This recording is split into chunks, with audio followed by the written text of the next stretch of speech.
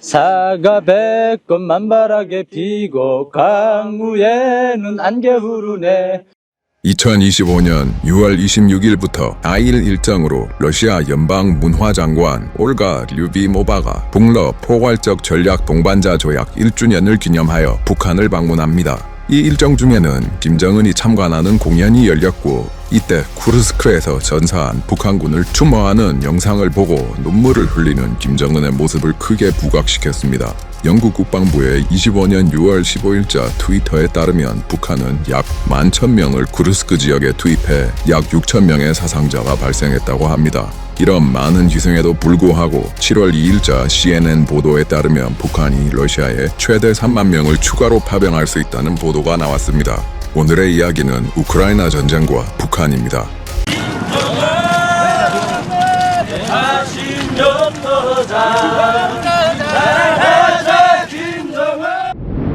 북한이 우크라이나에 참전하는 이유는 돈과 기술 지전입니다. BBC의 24년 11월 4일자 지사에 따르면 러시아에 파병된 북한군 병사 1인당 월급은 2,000달러, 1만 명 파병을 기준으로 매달 274억 원, 1년이면 3,280억 원이 병사의 월급으로 지급된다고 하고, 그 중에 90%는 충성자금의 명목으로 조선 노동당이 가져갑니다. 만성적인 경제제재로 외화 획득이 지상과제인 북한 김정은 정권의 입장에서는 러시아 파병으로 얻는 인건비는 새로운 자금원입니다. 또한 러시아와의 관계 개선의 결과로 북한에 대한 러시아의 식량 및 연료 수출을 포함한 2024년의 무역 규모가 사상 최대 규모였다고 합니다. 우크라이나 참전 이후로 군사기술과 장비에서 러시아와의 협력이 크게 늘어났습니다. 북한판 이지스함 또는 북지스함이라는 별명이 붙은 베이자, 북한 해군 역사상 가장 큰 군함인 최현함이 25년 4월 26일에 공개됩니다. 김정은 동지께서는 보다 진화되고 혁신적인 사형의 구축함 건조를 수상 조력의 고도화를 위한 핵심 과제로 내세우시고 초강력 전함의 출산을 위해 힘신을 태우시며 북지스함은 진수 과정에서 전복되고 침수되어 인력으로 끌어올리는 사고가 있었습니다. 그런데 이 최현함은 러시아 해군이 2010년 진수한 아드미랄 그릴고비치급 프리깃의 외형과 구조와 매우 흡사하여 러시아의 기술 자문이 있었던 것으로 추정됩니다. 그리고 심증을 더욱 굳게 만드는 것은 러시아 외 국가에서는 최초로 반치르 M을 탑재하고 있다는 것입니다. 우크라이나의 정보기관 및 다국적 제재 감시팀에 따르면 반치르 방공 시스템이 최소 한 대 이상 북한 평양에 배치되었다고 하며, 반치르는 북한의 노후한 소련제 방공망을 어느 정도 보완할 것으로 예상됩니다. 6월 9일자 더 워존과 인터뷰를 한 우크라이나 군 정보국 국장 키릴로 부다노프 중장에 따르면 러시아가 북한에게 샤헤드 자폭 드론 생산 기술을 전수하고 있다고 했습니다. 6월 20일자 NHK의 보도에 따르면 북한이 러시아 드론 공장에 노동자를 파견하여 산업 연수를 받는 것을 검토하고 있다고 합니다. 90년대 이스라엘이 개발한 하피 드론을 이란이 카피하여 배치한 것이 샤헤드 드론입니다. 2022년 우크라이나 전쟁이 발발하자 러시아는 이란제 샤헤드를 대량으로 도입하고 사용하여 어느 정도 성과를 거두었습니다. 러시아는 이란으로부터 기술 지원 및 생산 라인 구축 지원을 받았고, 원본 샤헤드에 러시아제 항법 체계인 글로나스를 넣고 그 외 여러 가지 개량을 거친 후 러시아 국내 생산을 시작하고 게란이라는 제식명으로 사용하고 있습니다. 실전에서 가격 대비 상당한 효과를 내는 샤헤드 또는 게란을 본 미국 트럼프 대통령은 25년 5월에 저렴한 가격대의 드론을 원한다고 발언했습니다. I asked one of the companies, I said, I want a lot of drones. And, you know, in the case of Iran, they make a good drone.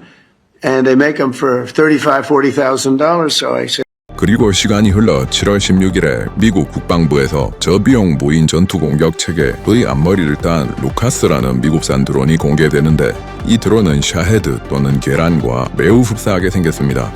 2025년 6월 12일자 영국 국방부 발표에 따르면 22년 우크라이나 전쟁이 발발한 후 러시아군의 누적 사상자가 100만을 돌파했다고 합니다. 이 사상자 규모가 시사하는 것은 이 전쟁의 성격이 푸틴이 말한 특별 군사작전이 아니라 총역전 상황이라는 것입니다. 소련 아프가니스탄 전쟁과 제1차 체첸 전쟁의 영향으로 1995년 러시아 연방법이 제정되었습니다. 이로 인해 징집병은 해외 파병이 불가능해지고 계약병을 포함한 직업 군인만 합법적으로 해외에 파병할 수 있게 됩니다. 그리고 이 법은 아무리 푸틴이 독재자라도 러시아 사회에서는 지켜야만 할 강력한 사회적 합의가 되어 일단 우크라이나에 투입하는 러시아 병력은 어떤 형태로든 간에 계약을 맺은 사람들입니다.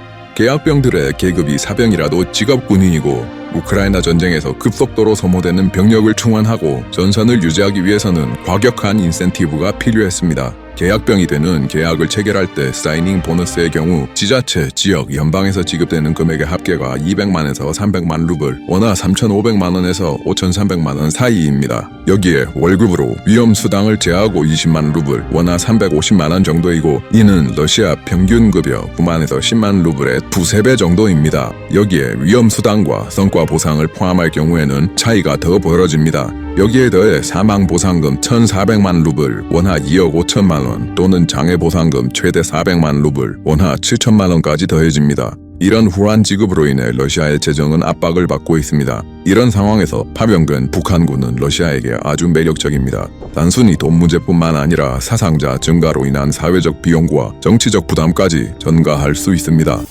북한의 지원을 얻어내기 위해 러시아 측에서는 매우 빈번하게 북한과 접촉하고 있습니다. 23년 7월 25일 당시 국방장관 세르게이 쇼이구가 평양을 방문했고 23년 9월 12일에는 김정은이 보스토니치 우주기지를 방문해서 러시아의 우주기술에 대한 관심을 표명했고 블라디보스토크를 방문해 군함을 시찰했습니다. 24년 6월 18일에 블라디미르 푸틴이 북한을 국빈 방문하고 북러 포괄적 전략 동반자 조약을 맺습니다. 이 조약의 사조가 상호 방위 조약의 성격입니다. 24년 10월 초부터 본격적으로 북한군이 러시아에 들어가 훈련장에서 찍힌 영상이 나오기 시작합니다. 11월부터는 북한군이 본격적으로 쿠르스크 전선에 배치되기 시작했고 11월 하순에 우크라이나 군 정보국이 북한군 간의 통신을 도청해 공개합니다.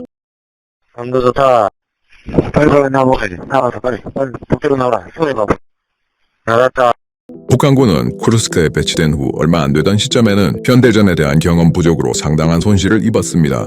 상당히 많은 수가 러시아 병원에 입원하였고 그들은 퇴원하기 전에 러시아 의사, 간호사, 요리사에 대한 감사 편지를 남기기도 했습니다. 다른 한편으로 전투 중에 북한군 포로들이 잡혔고 젤렌스키 대통령은 신문 영상을 공개했습니다. 넌 지금 우크라이나에 있어. 우크라이나 상대로 싸우는 거 알고 있었지? 몰랐어? 그러면 여기 지휘관들 모자는 뭐라고 그랬어? 누구랑 싸운다고 했어? 훈련을 실전처럼 해본다고 했어요.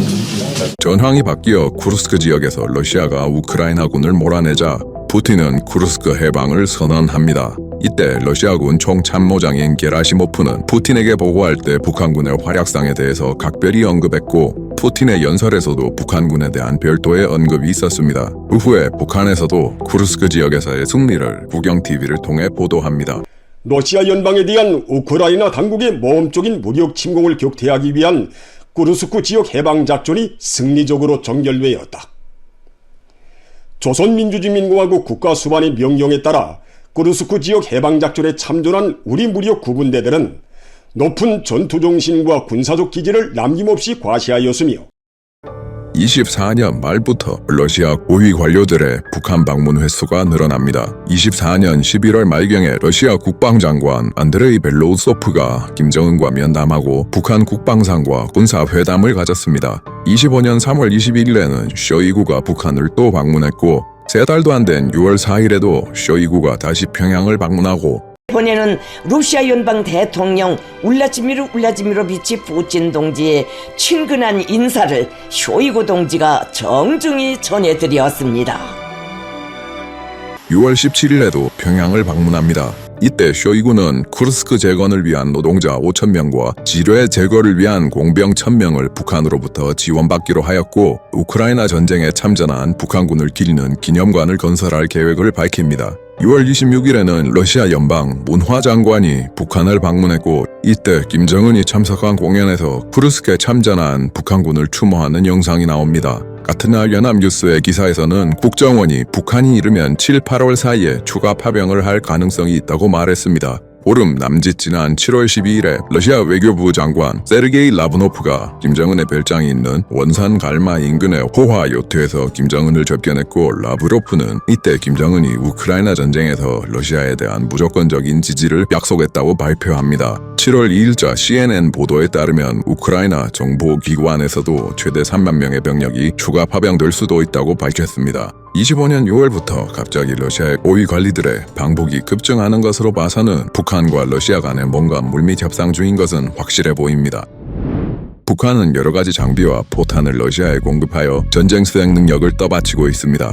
원래는 이란과 북한이 주된 외부 공급처였으나 25년 중반 이란과 이스라엘 충돌 이후로 이란의 군수물자 및 드론 생산 능력이 타격을 입으면서 러시아에 대한 지원 또한 줄어들었다고 합니다. 그래서 러시아의 입장에서는 북한의 공급 능력이 더욱 중요해졌습니다. 우크라이나군 정보국장 피길로 부다노프는 25년 7월 블룸버그와의 인터뷰에서 러시아의 포탄의 40%는 북한에서 나온다고 말했습니다. 포탄 도입 초반에는 러시아군에 공급된 북한산 포탄의 품질과 신뢰성 문제를 야전부대 일부에서 강력하게 제기하였으나 시간이 흐르면서 러시아의 돈과 기술이 북한으로 흘러들어왔고 품질 문제는 개선 중입니다. 러시아의 이스칸데르 미사일을 복제한 화성 11형 단거리 탄도미사일은 24년 1월부터 우크라이나에서 사용되기 시작하였고, 실전 투입 초기에는 발사된 미사일의 절반가량이 공중에서 폭발해버리거나 최대 수 킬로미터의 오차가 나타나는 등 심각한 결함이 보고되었습니다. 도입 초기의 평가는 기술적 결함으로 인해서 전술적 위협이 크지 않다는 것이었습니다. 그러나 24년 중반부터 러시아와 북한의 협력하에 현장의 데이터가 반영되기 시작했고, 점진적인 성능 개선이 시작되어 25년 들어서면서 오차가 매우 줄어들었다고 합니다.